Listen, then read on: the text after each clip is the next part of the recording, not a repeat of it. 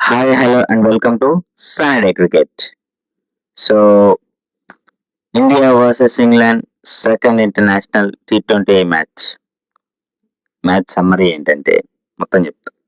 మొత్తం ఏంటంటే first England batting చేసింది. టాస్ గెలిచి బ్యాటింగ్ గెలుచుకునేసి 168 కొట్టేసింది. 5 వికెట్ల నష్టానికి. ఇండియా సెకండ్ బ్యాటింగ్ చేయమంది. ఇండియా సెకండ్ బ్యాటింగ్ చేసింది. ఇండియా ఎంత కొట్టింది? 142 ఫర్ 9. సో ఎందుకంత తక్కువ కొట్టింది? ఎలా కొట్టింది? ఏమేమి కొట్టింది? తెలుసుకుందామా? Let's get started. సో అక్కడ ఆఫ్టర్నూన్ గేమ్, అంటే ఇక్కడ మన దగ్గర ఈవినింగ్ గేమ్ 7 PM స్టార్ట్ అయింది కాబట్టి అక్కడ ఆఫ్టర్నూన్ గేమ్. సో బాల్ అయితే పెద్ద స్వింగ్ అయితే ఏమీ లేదు, బాల్ స్వింగింగ్ ఏం లేదు, అలాగే పెద్ద టర్న్ కూడా ఏం లభించలేదు. సో అందుకే వాళ్ళు ఫస్ట్ బ్యాటింగ్ తీసుకుంటారు, ఎందుకంటే మ్యాచ్ ప్రోగ్రెస్ అయ్యే కొద్దీ స్లో పిచ్ అనేది అవుతుంది అనమాట. స్లో పిచ్ అవడం వల్ల ఉంటుంది. కానీ ఇక్కడ వచ్చిన బాధ ఏంటంటే ఈరోజు సెకండ్ మ్యాచ్ లో ముఖ్యంగా హర్మన్ప్రీత్ కౌర్ ఎప్పుడైతే వచ్చేసిందో భారతీ ఫుల్ మాలి ప్లేస్ లోకి హర్మన్ప్రీత్ కౌర్ వచ్చేసింది. ఓకే, అది ఎక్స్పెక్టెడ్. బట్ నాకు ఎందుకు క్రాంతి గౌడ్ని ఎందుకు ఆపారో నాకు అర్థం కాలేదు. అంటే అఫ్ కోర్స్ ఎక్స్పెరిమెంటేషన్ చేస్తున్నారు, ఎంతవరకు తీసుకుంటున్నాం అంటే ఈ సిరీస్ మనకు అంత ఇంపార్టెంట్ అంటే అంత ఇంపార్టెంట్ ఏం కాదు, ఎందుకంటే మన 12th నుంచి మనకి వరల్డ్ కప్ స్టార్ట్ అవుతుంది కాబట్టి కంపల్సరీగా మనం ఇప్పుడు ఎక్స్పెరిమెంటేషన్ చేస్తున్నారు అనమాట. సో అందుకే ఉంటది. సో క్రాంతి గౌడ్ని దింపేసి శ్రేయాంక పాటిల్ తీసుకురావడం, మిగతా ప్లేయింగ్ లెవెన్ అంతా same. Smriti Mandhana, Shafali, Jemimah, Yastika, Harmanpreet Kaur Bharti Fulmali place లో హర్మన్ప్రీత్ కౌర్ రావడం, దీప్తి శర్మ, అలాగే క్రాంతి గౌడ్. ఫస్ట్ మ్యాచ్ లో క్రాంతి గౌడ్, నందిని శర్మ ఉన్నారు, కానీ ఇప్పుడు ఏమైందంటే క్రాంతి గౌడ్ ప్లేస్ లోకి శ్రేయాంక పాటిల్ని తీసుకొచ్చారు. సో మిగతా స్క్వాడ్ అంతా సేమే ఉంది, కానీ నందిని శర్మ మాత్రం చాలా అద్భుతంగా బౌలింగ్ చేసింది, చాలా బాగా బౌలింగ్ చేసింది. అసలు first ball Sophia Dunkley wicket రావాల్సింది అసలు, కానీ కోర్స్ అప్పుడు క్యాచ్ మిస్ అయిన తర్వాత మళ్ళీ సెకండ్ ఓవర్ వేయడం వల్ల మళ్ళీ దొరికేసింది సోఫియా డంక్లీ. నాకు అనిపించింది ఏంటంటే ఇంగ్లాండ్ బ్యాటర్స్ వాళ్ళు అటాకింగ్ బ్యాటింగ్ తీసుకోవట్లేదు. వాళ్ళు కేవలం వాళ్ళు ఏం చూస్తున్నారంటే మ్యాచ్ కొంచెం స్టే అవుదాం, మ్యాచ్ ప్రోగ్రెస్ అయ్యేదాకా స్టే అయ్యేసి ఆ తర్వాత మనం కొడదాం అనే ఉద్దేశంతో ఉన్నట. సో సోఫియా డంక్లీ పెద్దగా కొట్టింది ఏం లేదు. తీసుకొచ్చారు మాయా బుచ్చర్ని తీసుకొచ్చారు, కానీ మాయా బుచ్చర్ కూడా పెద్దగా కొట్టింది ఏమీ లేదు. సో టాప్ ఆర్డర్ అయితే ఒక 10-20-20-25 బాల్స్ లో కొడుతూనే ఉన్నారు అనమాట. సో అంటే పెద్ద అటాకింగ్ షాట్స్ అయితే ఏమీ చూడలేదు, పెద్ద అటాకింగ్. కానీ లాస్ట్ లో వచ్చిందబ్బా.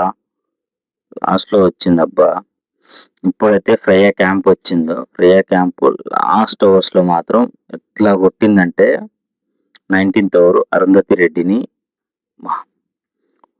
అప్పటికి 142 దగ్గర ఉన్నారు వాళ్ళు.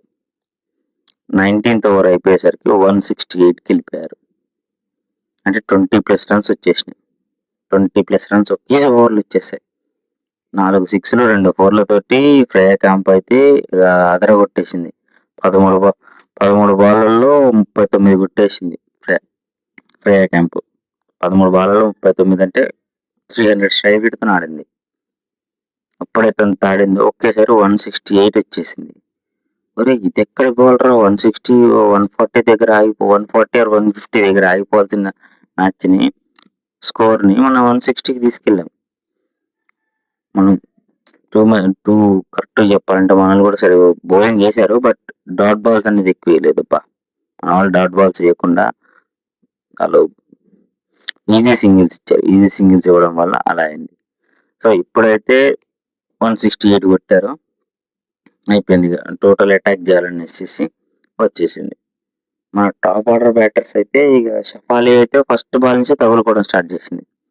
ఫస్ట్ బాల్ నుంచి షఫాలి అయితే ఇక 14 బాల్ 23 వచ్చేసింది. ఒక ఓవర్‌లో అయితే 4 ఫోర్‌లు కొట్టింది ఒక ఓవర్‌లో. సో, అటాకింగ్ ఇంటెన్షన్ ఆడింది. Of course high risk, high reward game అంటే అదే గదా! వికెట్స్ గూడా వచ్చేస్తాయి. సో, వాళ్ళకు మనకున్న తేడా ఏంటంటే, మనం పవర్ ప్లే అయిపోయేసరికి 49 ఫర్ 1 ఉన్నాం. వాళ్ళేంటంటే 35 ఫర్ 1 అంటే రన్ రేట్ ప్రకారం మనదే ముందుంది. కానీ ఎప్పుడైతే ఫీల్డ్ ర పవర్ ప్లే అయిపోయిందో, ఫీల్డ్ ఓపెన్ అయిందో, మనోళ్ళు కొట్టలేకపోయారు. వాళ్ళు డాట్ బాల్స్ ఎక్కువేశారు.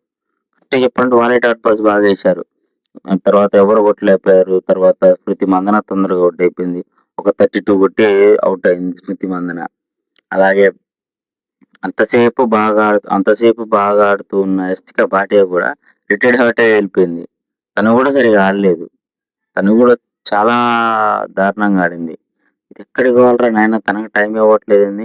ఇంతసేపు బాగా ఆడింది గాని. సో, క్రమక్రమంగా ఏమైందంటే రన్ రేట్ పెరుగుతూ వచ్చింది. సో, 14థ్ ఓవర్‌కొచ్చేసరికి రిక్వైర్డ్ రన్ రేట్ ఎంత?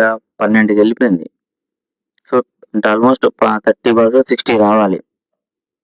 30 బాల్స్‌లో 60 వచ్చేంత రన్ రేట్‌కెళ్ళి ఎళ్ళాల్సొచ్చింది. ఎప్పుడైతే అంతొచ్చిందో ఇగ పానిక్ మోడ్ అనేది వచ్చేసింది. పానిక్ సిట్యుయేషన్ అనేది వచ్చేసింది. పానిక్ సిట్యుయేషన్ ఎప్పుడైతే వచ్చిందో అప్పటినుంచి ఇగ ప్రతి ఒక్కరు వచ్చారు.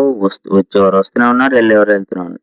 ప్రతి ఒళ్ళు బౌండరీ కోసం చూస్తున్నారు.